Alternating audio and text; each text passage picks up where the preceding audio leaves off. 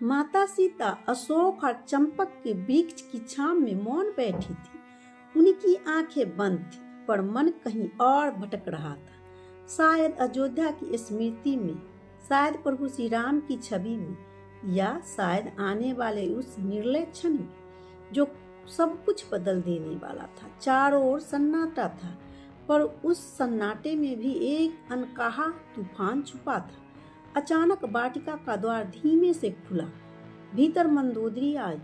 उनके चेहरे पर चिंता की रेखाएं थी, आंख में भय और कदमों में जल्दबाजी। सीता ने उनकी ओर देखा। बिना कुछ कहे मंदोदरी ने गहरी सांस ली और धीमे स्वर में बोली, सीता, आप भी सुन रही हैं?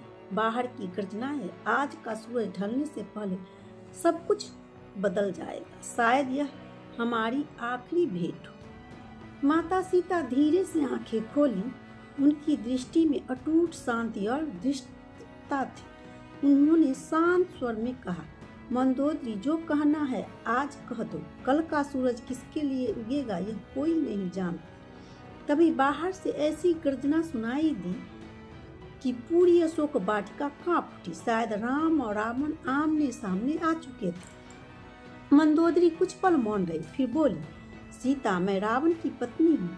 मैंने उनके साथ जीवन के सुख दुख के कई पल बिताए, पर आज मैं आपको सच बताना चाहती हूँ। रावण ने जो कुछ किया वह गलत था। आपको यहाँ लाना, आपके सम्मान को चुनौती देना, उसने सोचा बल से सब कुछ पा लेगा, पर सच्चा प्रेम बल से नहीं, त्याग से मिलता है।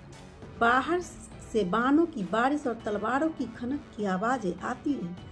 सीता ने शांत स्वर में उत्तर दिया, मंदोदरी, तुम्हारा हृदय सच जानता है। मैं तुम्हारा दर्द समझ सकती हूँ, लेकिन यह युद्ध केवल मेरे लिए नहीं, यह धर्म और अधर्म का युद्ध है। मंदोदरी की आंखें नम हो गई। वे बोली, मुझे डर है सीता। अगर रावण हार गया तो मैं विधवा हो जाऊंगी, और अगर वह जीत गया तो आप कभी मुक्त नहीं हो पाओगी। किसी भी स्थिति में हम स्त्रियों के हिस्से सुख नहीं होगा। सीता ने गहरी नजरों में उनकी ओर देखा और कहा, शायद सुख हमारी नीति में है ही नहीं, लेकिन सत्य की जीत हमारी नीति में है। दोनों कुछ क्षण मौन रहे। अशोक के वृक्षों की पत्तियां हवा में हिल रही थी, मानो उनके संवाद को अपने भीतर संजो रही थी। अचानक बाहर से रावण की दहाड़ गूंजी और तुरंत उसके बाद राम की गर्जना। मंदोदरी ने कांपते स्वर में कहा, सीता, यह शुरू हो चुका है। अब जो होना है कुछ ही क्षणों में होगा। सीता ने आसमान की ओर देखा, जैसे किसी अदृश्य शक्ति के संवाद कर रही हो। हाँ मंदोदरी, अब अंत शुरू हो चुका है। रणभूमि की आवाजें और प्रचंड हो चुकी है। शंख, नगाड़े, बाणों की टकराव और योद्धाओं की पुरानी मिलकर ऐसे प्रतीक करा रही थी जो मानो पूरी लंका कांप रही हो। मंदोदरी ने सीता का हाथ थाम लिया। उनकी पकड़ हल्की थी, पर उनमें से एक अजीब सी बेचैनी छिपी। सीता, एक बात मैं कभी किसी से नहीं कही, यहाँ तक कि रावण से भी नहीं। आज शायद आखिरी बार यह बात आपको बता रही हूँ। मैंने उसे कई बार समझाया था, कहा था कि आपको वापस कर दे, पर वह नहीं माना। युद्ध शुरू होने से पहले मैंने एक वचन लिया था, अगर रावण हार गया तो मैं भी उसके साथ अग्नि में प्रवेश करूंगी। सीता की आंखों में क्षण भर चिंता झलकी। उन्होंने कहा, मंदोदरी, यह युद्ध तुम्हारा नहीं, तुम्हें अपने जीवन का अंत क्यों करना चाहिए? मंदोदरी ने हल्की मुस्कान दी, जिसमें पीड़ा छिपी थी, क्योंकि मैं उस पाप का बोझ उठाकर जीवित नहीं रह सकती। मैं उनकी पत्नी हूँ, चाह कर भी इस कलंक से अलग नहीं हो सकती। अचानक बाहर से विस्फोट जैसी आवाज आई। किसी विशाल रथ के टूटने की गूंज के साथ योद्धा को चीख सुनाई दी। मंदोदरी ने कांपते हुए सीता की आंखों में देखा। अगर आज अंत हो गया तो जान लेना, मैंने हमेशा चाहा था कि तुम्हें तुम्हारा धर्म, तुम्हारा सम्मान और तुम्हारी मुक्ति मिले। सीता ने उनका हाथ थाम लिया। मंदोदरी, तुम्हारा हृदय पवित्र है, यही तुम्हारा सबसे बड़ा सत्य है। धर्म तुम्हारे त्याग को कभी व्यर्थ नहीं जाने देगा। दोनों की आंखें भर आई, पर उस क्षण अशोक वाटिका में एक अजीब सी शांति छा गई, मानो दोनों स्त्रियां ने अपने अपने अंत को स्वीकार कर लिया हो। तभी रणभूमि में ऐसी गर्जना आई जिससे रावण का अहंकार और राम का धर्म टकरा रहे थे। सीता ने आकाश की ओर देखा और धीरे से कहा, क्षण आ गया है।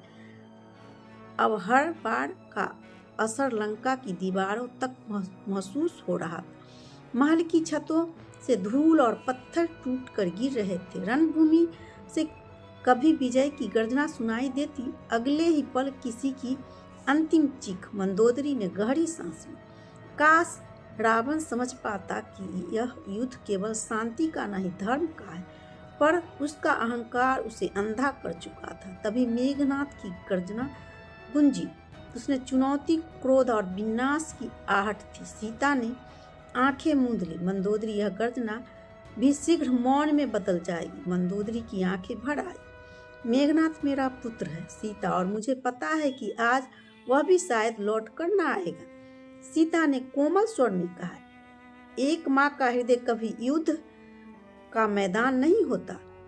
तुम्हारे भीतर का प्रेम भी तुम्हारी सच्ची विजय है। अचानक एक भीषण विस्फोट से वाटिका की भूमि कांप उठी।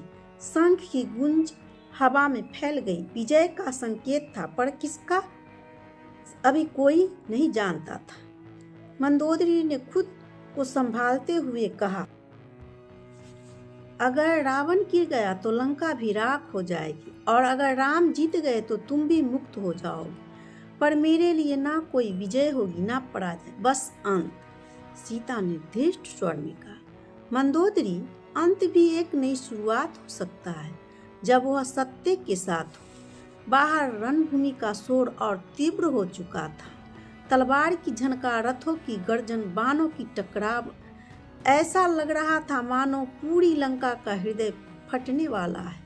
दोनों स्त्रियां आकाश की ओर देख रही थी, इंतजार में कि निर्णय का क्षण कब आएगा। तभी रावण की गूंजी दहाड़ सुनाई दी। सीता ने आंखें बंद कर प्रभु राम का नाम लिया। मंदोदरी कांपते स्वर में बोली, सीता, वह सामने आ गया है, अब जो होगा वह इतिहास कहलाएगा। रणभूमि से बाणों की झड़ी की आवाज आई और फिर एक भारी गूंज, जैसे किसी विशाल रथ का विनाश हो गया। मंदोदरी की आंखें आंसुओं से भर गई। अगर वह गिर गया तो मेरा जीवन भी समाप्त हो। पर सीता, एक वचन चाहती हूँ आपसे, अगर राम जीत जाए तो उन्हें बताना, रावण केवल दुष्ट नहीं था, वह एक राजा भी था, जिसने अपनी प्रजा से प्रेम किया, पर उसका अहंकार ही उसका पतन बना। सीता ने उसका हाथ थाम लिया। मैंने वचन देती हूँ, तुम्हारी यह बात प्रभु राम तक अवश्य पहुँचेगी। अब रणभूमि में केवल दो ही आवाजें थी, धनुष और तलवार की टकराव। अचानक एक ऐसी गर्जना गूंजी कि पूरा लंका हिल गया, और फिर शंख की लंबी विजय ध्वनि से युद्ध के शोर को चीर दिया। अशोक वाटिका में हवा थम सी गई। सीता ने आकाश की ओर देखा। उनकी आंखों में आंसू थे और होठों पर बस एक शब्द, राम। मंदोदरी ने अपनी आंखें बंद कर ली। चेहरे पर एक शांत मुस्कान थी, और एक गहरी सांस के साथ वह अपने अंत की ओर बढ़ चली, और रावण की अंत हो चुकी। हेलो गाइस, अगर ये वीडियो आपको अच्छी लगी हो तो मेरे वीडियो को लाइक करें, शेयर करें, दोस्तों के साथ साझा करें। कमेंट बॉक्स में जय श्री राम लिखना ना भूलें। जय श्री राम। राधे राधे।